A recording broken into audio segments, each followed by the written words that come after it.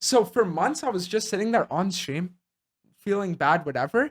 And then one day, I get another headset. I start hearing myself again, and I'm like, oh, I feel good now. And just Oh. like that, like being able to 180 completely. Yeah. Because being a streamer is a very different and very new profession. Yep. And a lot of people say you doing that, and a lot of streamers doing that, and say this is easy. I will sit there, I will open my stream, I will open my camera, my microphone, and say something. I play something, and everyone will like me, dude. Saying as a internet person, I can't do that for 1, 2, 3 hours. You guys are living are on live in 5, 6, 7, 8, 9 hours and create a persona and interact with your chat. It's insane how you can do that in the way you can do that.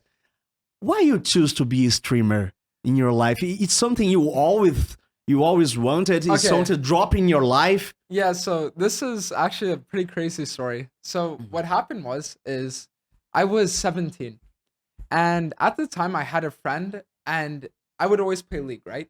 And at the time I was maybe like Masters, High Diamond, and he was like Bronze. And he would always spectate my games in the client, always. And then at one point he asked me, he says, Dantes, can you do me a favor? Can you start streaming so that when I watch your games, there's no delay? So I sat there and I was like, you know, I never thought of doing it before, because at the time I played on like a 30 FPS laptop. But I was like, you know what? For you, I got you. So I sit there, I make my Twitch account, I I start going live, and at the time, you know, like no camera, no setup, just like playing on a thing. And the way I would read chat in the game, because I only had one monitor, was I would have my phone. So my phone would be on my Twitch, watching the stream, and then I would just do it. And then after a month, I started to like really enjoy it. So I was like, you know what? I like doing this a lot. And that's when I like ordered my first ever setup, and started doing it like a bit more consistent. And then a few months later, COVID hits, and then everything goes online for school. So then I was just able to stream more and more and more. And then that's when things kind of started to really solidify as like me as a streamer. Because one of the things about me is I've always liked being able to like make people laugh, you know? Like you're in a public setting, being able to kind of have a bit of attention, right? And that's why like streaming for me was like my way to get that attention, to like have people listen to what I have to say, to be able to say something funny, have people enjoy it, you know, to like make a cool play and then have people be like, oh shit, nice, you know? So that's the reason why I started, and it's the reason why I love my job. And, you know, even though there are some days where I do it 12, 13 hours, it's like, it's just me, you know, like, and that's why it's not something that I could ever stop, and it's something that I always hope to continue doing. And I don't know if you brought it up, but he traveled quite a lot. He say that. Brazil is not the first stop. Oh yeah, there are actually many stops and many journeys and many challenges. Yeah, so I was on every single one. So that's why it's actually fun, because I'm sure for you, as someone that's followed me for years, like the thing that I love about my stream is that it's almost like you look back at a book of a character. There are many chapters. Yes, because that's the reason why like I came to Brazil. Like one of the reasons why is because I always like having a new chapter and a new arc, and have people be able to say this happened that time, you know? And that's why like I look at a lot of League streamers, right? And I could never see myself just being the guy that queues up, plays 10 hours a day solo queue and stream, and then just does that for months on end. For me, there always has to be like a defining moment of, this was 2022. This was like that arc, you know, like being able to look back and say, like, look at all the things that have happened to me and be able to say, damn, and now I'm where I'm at. You know, it's like, it's a really cool feeling. From how many times it reached you to how to say that, to living for stream? When you're beginning, how much time it took to be like it took to be, okay, now I am a professional streamer and I can live for that? Yeah, so okay. So that's a bit of an interesting question, because the story about that is the first summer after I started streaming, I was streaming for maybe about 9 months. And at the time I was about 100, 150 viewers. And it's a lot. Yeah, it was decent, right? Mm-hmm. And I was thinking to myself, what if I tried doing this full time? So what happens is at the time I I was like I had a few friends in the streaming scene, and we all talked about maybe doing a gaming house, right? So we're sitting there and we're like, you know what? We're gonna do a gaming house, and it's gonna be insane. It's gonna be fun. And I thought about that once. you know this story? Yes, but I tried this too one time in my life. Okay. I regret it. Yeah. So we sat there and we were like, oh, we're gonna do a gaming house. It's gonna be fun. And around that time, I started talking to this person that told me they were a girl.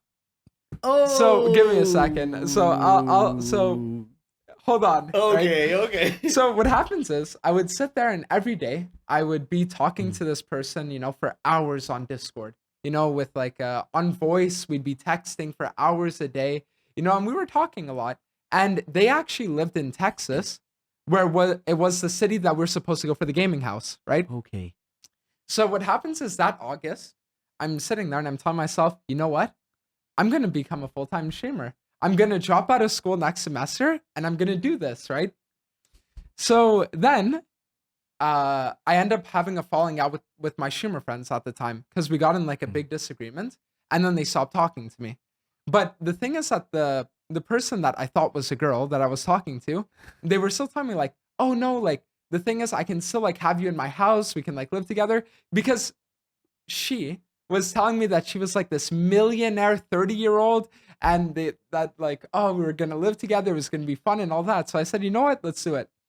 So I drop out of school, Let's go to right? I send a letter to my school. I say, I'm not coming, maybe next year. 1 week later, I found out it was a man. It was a man that would sit there with a voice changer talking to me for 6 hours a day. And I sat there and I was like, you gotta be kidding me. But how did you find out? You went there? How? Oh, I'll tell you. Because I was supposed to fly there like super early September, right? And before I flew, my mom was a cop. So police officer. Holy shit. Yeah. Okay. So my mom tells me, she's like, listen, get me the person's name, their address, where they work, where they live, everything about them. So I get all the information, right? I give it to my mom. And then my mom calls me the next morning and she says, it's all fake. It's You burner got phones. catfished. Yeah, I got Burner phones? catfish. Yeah. And then I was like, there's no way. So then what ends up happening, and the craziest thing is, not only did I get catfished, because the story, this is all true, by the way. Not only did I get catfished, but the person that catfished me actually cheated on me with a gay man that they didn't pretend to be a catfish to. And then they got married with that gay man later on.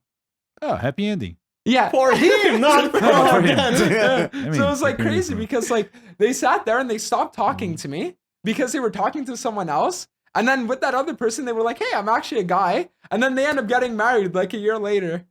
But And he I was like- wants you to really go to her house, or that's At the time. No, that's so- a lie. So the thing is that they were supposed to give me like flight itineraries, flight plans and all that. And they never did. Oh, okay. So that's why it's like, it was a thing where it's not like I was supposed to go and I was like about to get on the flight and then I didn't go. It was like, I was supposed to get the information to go and then I just never got the information. okay. Yeah. But so that was what happened. And for a few months after that, I was destroyed, right? Like mentally, I was streaming every single day, but now like my viewer count was maybe 50 or 60 and I just hated everything, right? So then what ended up happening was I sat there and I reapplied to school because I said, listen, at the end of the day, this whole streaming thing, it's not for me. I don't want to do it. So I think it was like 4 years ago now that I actually made this like big post saying like, I'm not going to stream anymore. So I still did it, right? Just because I had nothing else to do. And then when I got reaccepted into school, for me, it was the thing where now I could enjoy streaming again because there wasn't any stress of this has to be my career, Yeah. you know? So that's why it's like, as long as I had school, it's almost like streaming was just a hobby. Ah, I see. Yeah. So that's why there was no stress of me having to succeed because I didn't, right? Because I had school. Yeah. So then I got back into school and I said, you know what? You got back. Yeah, I'm here like a bit sooner, but yeah. I'm Yeah, here. exactly. So I got back to school and then I ended up doing my programs, all that stuff. And I still stream on the side, you know, like every day after stream or after school, you know, streaming, doing all that. And it was after I think about maybe a year and a half after that incident or 2 years that I started to like really start blowing up. And it was when I could make a full-time living from streaming without having to be worried that I said I'm going to go full-time with it. Because I didn't want to put myself in a position where I would have to be like, no, like I need to get my numbers up or else I can't make my bills paid, right? Yeah. I wanted to be at a point where like, no matter what my payout is for the month, I'm okay. Yeah, naturally you grew to that. Yeah. So then I ended up having this like big thing called the final transfer, where I would just like transfer my accounts like. Yeah, I was there. So that's where I really started blowing up because I would sit there and I would transfer my accounts from like, let's say North America to Turkey. And then I would transfer it from Turkey back to North America and it would like reset the rank of the account. So then if you go on a big win streak, you get to Masters gaining 30 LP playing in Challenger games. So I would say That's why transfers are blocked for yes. some countries. So it was actually because of me. So that's your fault, Yes, motherfucker. it's all me. So that's why, like, what happens is I started popularizing the strategy, and I would do it like twice a day. So I was already spending like $100 to $200 a day on RP, just transferring my accounts, like get the perfect run, right? And then after You're a fucking genius, dude. Seriously, a genius of people, but No, a but the fucking thing genius. is, the problem is not getting the transfer. He's supposed to do the run, so he needs to win. Yeah, yeah, exactly. So he needs to be on a- yes, Otherwise, the money is gone. So yeah. So that's why it's like because there were some times where I had a bad run, right? Like I would sit there and I'd retransfer, and then it's all of a sudden I have negative win rate, and then the next time when I retransfer instead of being plat 4, now I'm gold 1, and then it's like so that was there was like risk involved, but yeah. So I ended up doing that, and then a few months later, Riot banned me for it.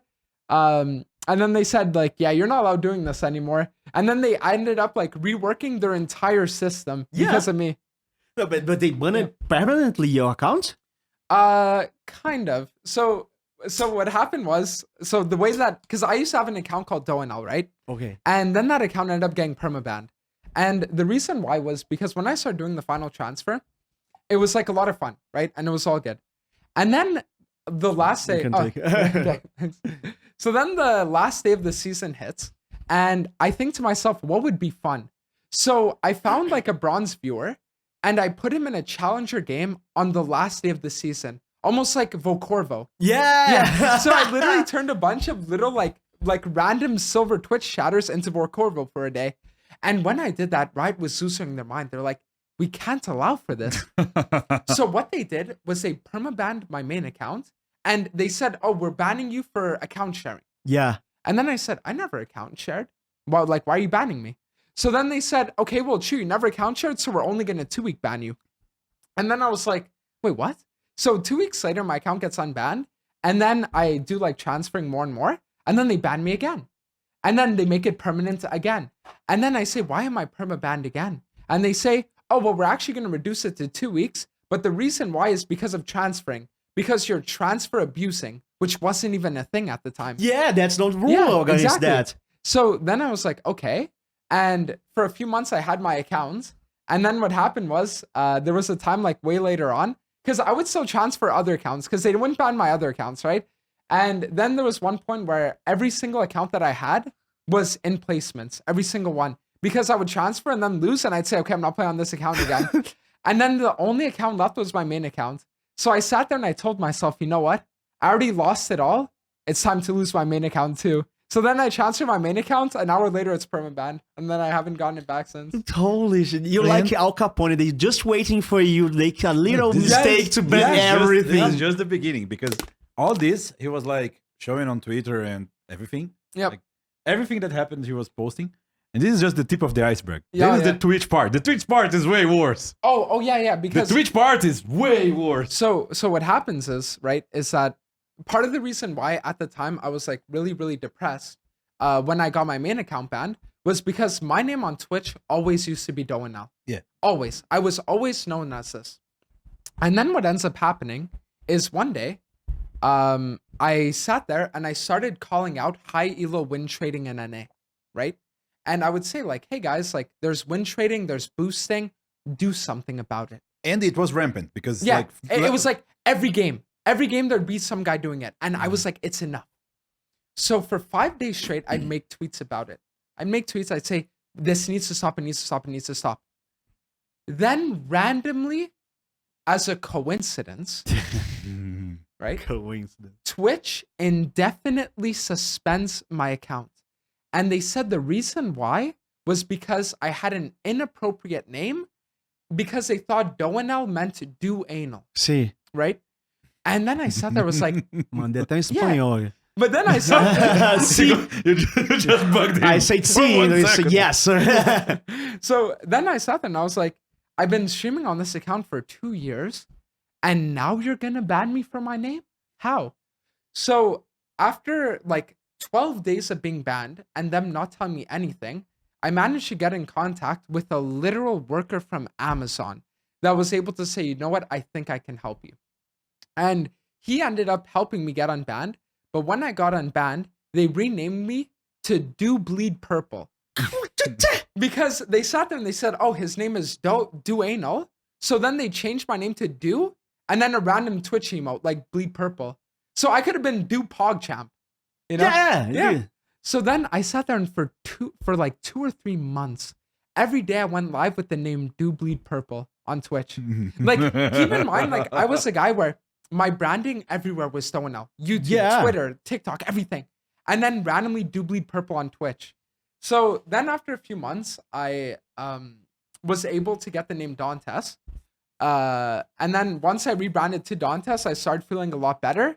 And then that's when I started to like kind of come back in and like have a better mentality. And then a lot of other things happened. And then I ended up like coming back on top. Yeah, the thing that was revolting for me, like the part that this was awesome, by the way. Like it was terrible, but the bleed purple part was Yeah, it's just like unbearable, makes no sense. literally. But the part that made me way like sad when I saw was the part that you wouldn't be given partnership, even though you were one of the biggest streamers at the time. I don't know if you are a partner now. Nope.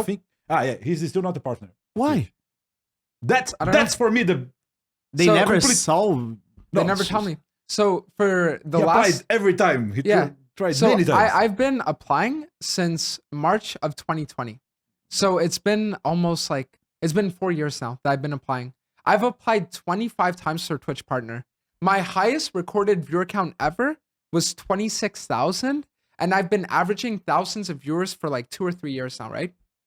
And every single time I apply for Twitch partner, they always tell me, sorry, we can't give you partnership at this time. Every time. For years. So I'm right now on Twitch. I am actually the, I think, 6th or 7th biggest affiliate on the entire website. Makes no sense, right? No, that's making no sense. You never speak with Twitch employers. I never got access to. What the Makes no fuck? sense, right? That's Yeah. making no sense at all. I mean, Twitch sometimes gets like a ball. I will to ask you people. about the future of Twitch, but with this Well, answer, Yeah, but I'll tell you a crazy story. So I have a friend, right? And at one point, my friend, he was applying for partner. And he would always have, I don't know if you know Melanie Martinez, Yeah. the singer, yeah. And he would always have pictures of Melanie Martinez on his stream because he loved her. And at one point, he applies for partner, they say no. And then he says, why? And then they tell him, well, the reason why is because the guy that was doing your partner application doesn't like Melanie Martinez, so he doesn't give you partner because he doesn't like Melanie Martinez. And then they sent it to another guy to review, and the other guy was like, okay, we partner you. So that's why with me, it's weird because like I've talked to hundreds of people. You know, I've talked to like organizations. I've talked to everyone being like, can you help me get partner?